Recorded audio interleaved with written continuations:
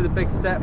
We're at our latest campaign walk where we're walking from Edinburgh all the way to Glasgow via quite a lot of football teams, and we're trying to get football clubs to support our campaign along the way, and that's why we're stopping at clubs with and without gambling partners on this walk. There's 40 of us harmed by gambling, all doing it, and we'll keep doing it until football stops promoting gambling. Well, I'm Richie Paxton. I'm here today doing the Big Step walk.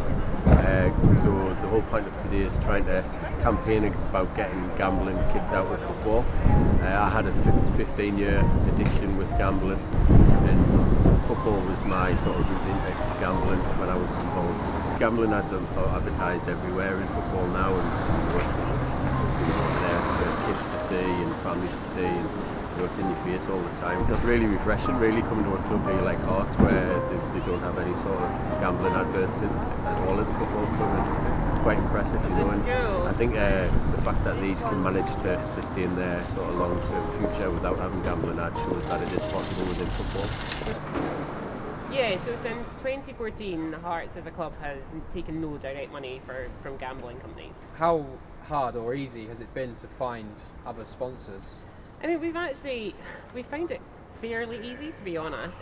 So since we made the decision, we've had charities on the front of our shirts. Now, we've had to work hard at it, but we've actually found that a lot of companies actually really appreciate the stance, and in some ways it helps us get those kind of companies involved because they're seeing you as a good kind of corporate social citizen. So yeah, it's never easy, but it's definitely not impossible. Football clubs won't collapse without gambling sponsorship. We certainly haven't, no. My name is Claire Dunnigan, and just finished the first day walk from Edinburgh to Livingston, and I had a gambling addiction for 9 years, so that's why I've taken part, and I have 2 young sons, and I'm really concerned that they're gonna, have to go around with sponsorships from betting companies on their clothes, which just gives me the creeps, to be honest. It's important to raise awareness because certainly when I was growing up, no one learned about this in school. It's normalised, it's so normalised, and we're not shown the bad side of it, we're not shown the dangerous side of it, and that's how people lose their lives and their livelihoods and their families and their relationships. People need to know how dangerous this is.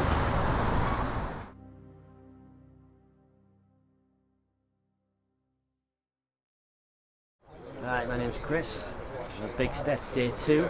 We're starting this morning, Saturday morning, from Livingston, the Tony Macaroni Arena. 22 miles today across to Motherwell Stadium.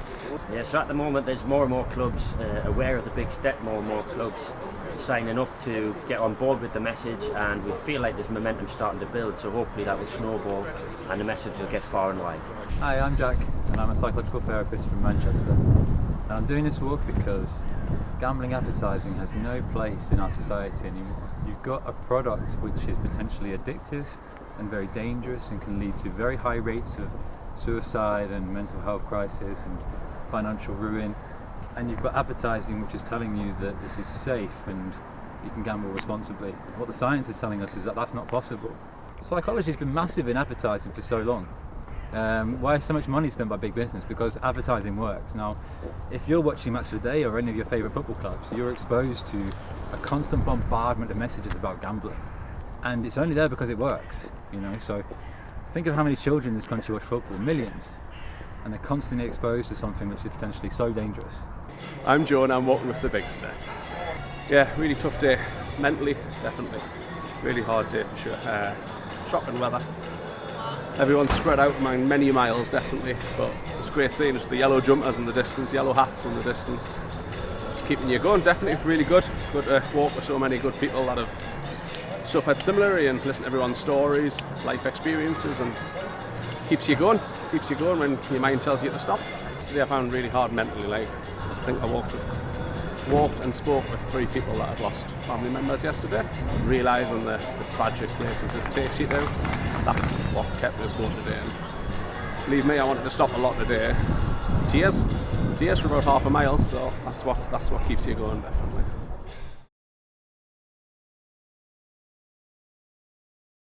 Hi, my name's Will. I'm a recovering gambling addict, and today we're in Glasgow visiting 5 football clubs looking to kick gambling advertising out of football. I'm walking with the big step because I gambled on football and the advertising drew me in, and I don't want to see other people falling into the same dangers that I did. Hi, so my name's Kelly Field. So I had a gambling addiction with online gambling and spent £70,000 today gambling. Thanks, Kelly. It's lovely to meet you. I'm Co-Cap Stewart. I'm the MSP for Glasgow Kelvin, and thank you so much for telling me part of your story. I think it demonstrates quite clearly the harms of gambling that can have, and also the impact of this relentless advertising that takes place in what is meant to be, it's sport, and then the impact that then that has on their lives and their families' lives as well. Is so harmful. I was quite shocked to hear about the statistics of such high rates of suicide. And I think for me, like you mentioned sort of suicide there, I got to the point where I wanted to take my own life, and I think a lot of people do, and I'm not against gambling, but there's people like myself and all the guys and girls that are here today who have been affected either directly or indirectly by gambling. It's been a fantastic day. As you can see, a little bit wet, but a great bunch of guys, good camaraderie, and it's good to take part in, good to get involved in. We've been chasing this campaign for some time, and we're getting the crux now. The Gambling Act is going to be reformed soon, and groups like this have been indispensable in getting it to this stage. Just have to keep on pushing a little bit more, keep on nudging over the finishing line, and it's the very least I can do in my capacity as a Member of Parliament to be here to support them today. The Scottish Football Association and the governing bodies have to get ahead of the game. They have to realise that gambling advertising is going to be taken out of football. So it's their duty to help all the clubs understand that and go find alternative forms of sponsorship. Gambling is on its way out. It's unacceptable to have that advertising sport, and we should see the writing on the wall and be taking action now to protect those clubs further down the line.